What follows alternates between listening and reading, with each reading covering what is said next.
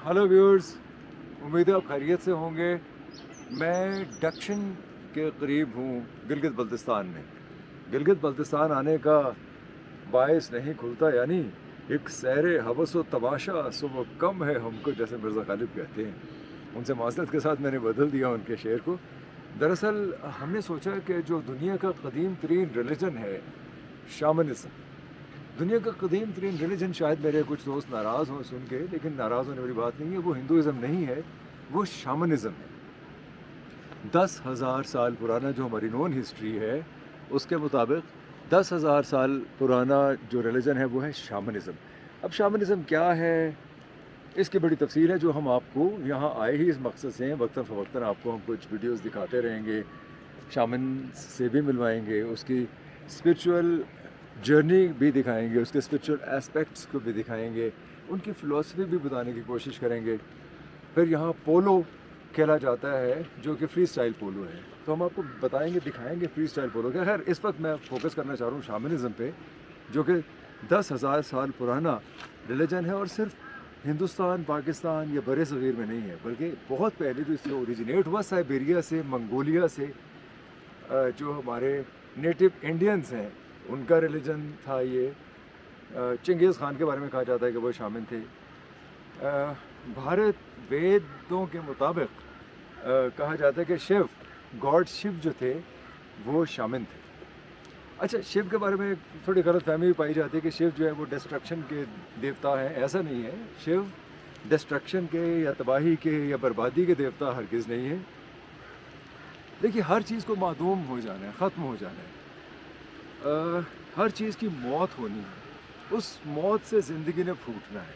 सैयारे, सितारे, ये जो यूनिवर्सल फिनोमेना हमें नज़र आता है, सब का सब ख़त्म हो जाता है, ब्लैक होल में चला जाता है, डेड मैटर बन जाता है। वो से नई ज़िंदगी को जन्म देने के लिए वो जो डेड मैटर है, वो जो डेड मटेरियल है, वो जो, उसे डिस्ट्रक्शन नहीं कहेंगे, उसे आप कह सकते हैं डिज़ोल्व करने वाला, वो शिव हैं। तो शामन्स तो ये समझते हैं, ख़ास तौर पे नेपालीज़ जो शामन्स हैं, वो तो कहते हैं कि शिव पहले शामन थे, बाद में वो हिंदू गॉड बने। इसी तरह बहुत से बड़े बड़े लोगों के बारे में कहा जाता है कि वो शामिल से। हम अपने आने वाले व्लॉग्स में उनकी तफसील भी बताते रहेंगे आपको। शामिलिज़म के कुछ कॉमन फीचर्स हैं, कुछ तो बहुत ही मुख्तलिफ हैं, कुछ कॉमन फीचर्स ये हैं कि शामिल्स परियों से बात करते हैं, वो एक ट्रांस में जाते हैं। ट्रांस में जाने के मुख्तलिफ तरीके हैं। हमारे यहाँ पाकिस्तान में जो शामिल प्रैक्टिस है, उसके मुताबिक तो जुनिपर का धुआं उन्हें ट्रांस में लेके जाता है।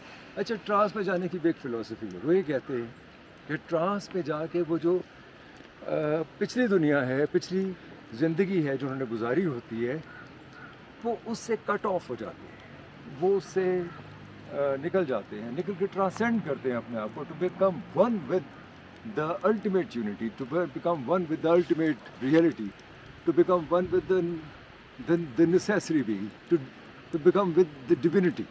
तो वो जो डिविनिटी हासिल करने का असल जो चक्कर है तमाम मज़ाहब का या लोगों का या इंसान का, जो चाहे इल्हाद परस्त हों, चाहे मोहिद हों, चाहे मुल्हिद हों, मकसद तो ये है ना कि इस कायनात के असरार व रमूज़ को दरियाफ़्त करना, अपने मकसद को जांचना, ख़ुद को रिलेट करना इस कायनात के साथ। अच्छा, शामिल्स जो है वो ये कहते हैं, वो किसी हद तक पुरानी एक फ़िलासफ़ी है एनिमिज़म की, यानी कि ये जो पत्थर है, ये दरख्त हैं, पौधे हैं, चरिंद हैं, परिंद हैं, ये सब एक ही हैं, हम सब एक ही हैं, ये जो लाइफ फिनोमेना है ये एक ही है।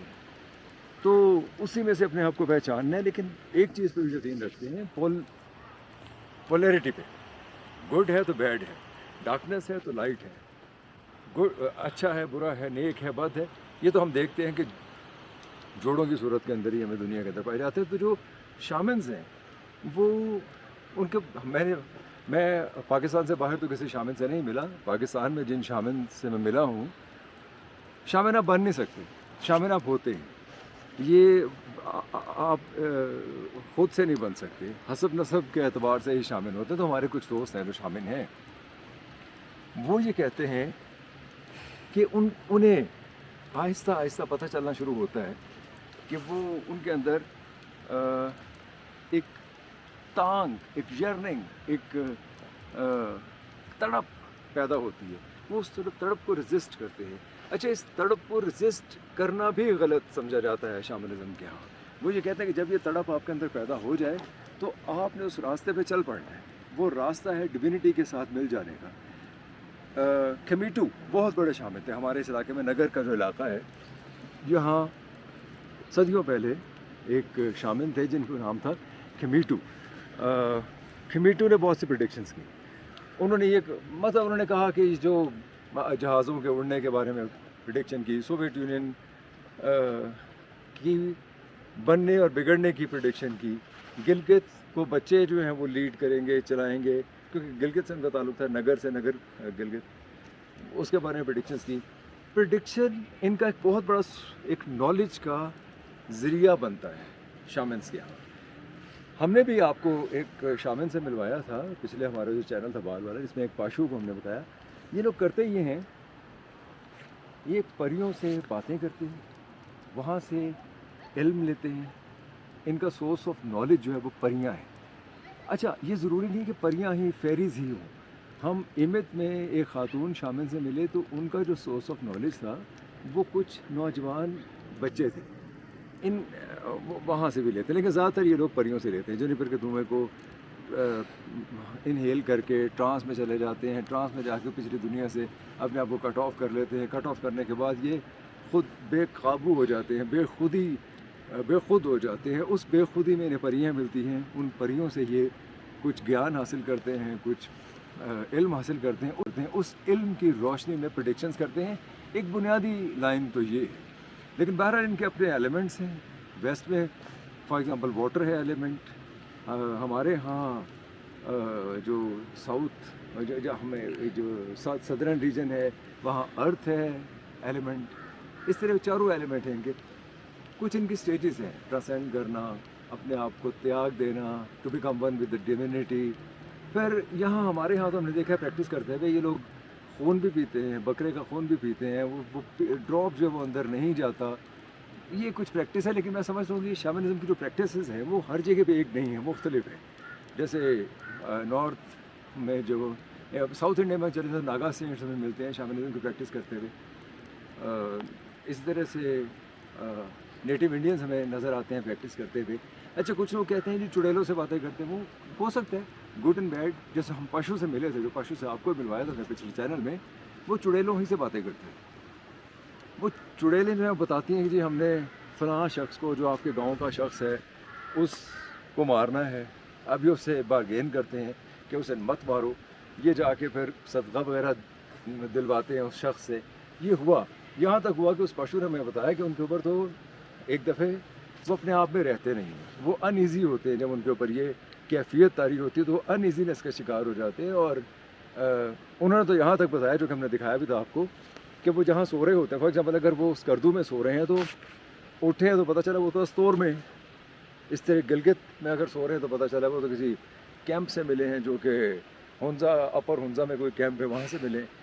لیکن انہوں نے خیر بارگیننگ کی مثالیں بھی. انہوں نے تو یہاں تک بتایا کہ ان کے اوپر ایک دفعہ ایک پرچہ بھی کاٹ دیا گیا گلگت میں, کیونکہ انہوں نے ایک چڑیل کو مارا تھا خواب میں, لیکن بعد میں وہ جو چڑیل تھی ان کے گاؤں کی ایک عورت نکل آئی. یہ سب کچھ ہم دکھا چکے ہیں. وہ پشو جس کو ہم دکھایا تھا وہ وفات پا چکے ہیں, لیکن اور بہت سے شامل یہاں موجود ہیں جو کہ حسب نسب کے اعتبار سے شامل ہیں. بہت سے تو نہیں ہے, بہت کم ہے. انہیں ڈھونڈنا پڑتا ہے, ملنا پڑتا ہے, کنونس کرنا پڑتا ہے کہ آپ ہمیں کچھ انٹرویو دیں, ہمیں اپنے بارے میں بتائیں. انڈیا کے اندر میں دیکھ رہا تھا کہ سمانتھا جی جو ہیں وہ ایک پریکٹسنگ شامل ہیں, حالانکہ ان کے والد ہندوستانی ہیں, بھارتی ہیں, ہندو ہیں, والدہ پورچگیز ہیں, کرسچن ہیں. لیکن بہرحال انہوں نے شامنزم کو قبول کیا, پریکٹس کیا. آپ سامانتھا کوچر کو دیکھ سکتے ہیں.